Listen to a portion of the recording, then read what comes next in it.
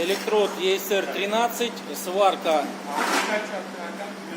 снизу вверх, 110 ампер, сварка в угол.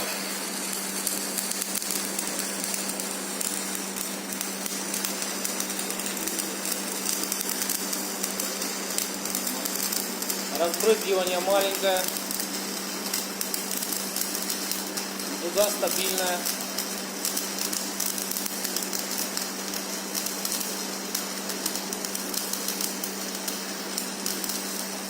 Первый проход.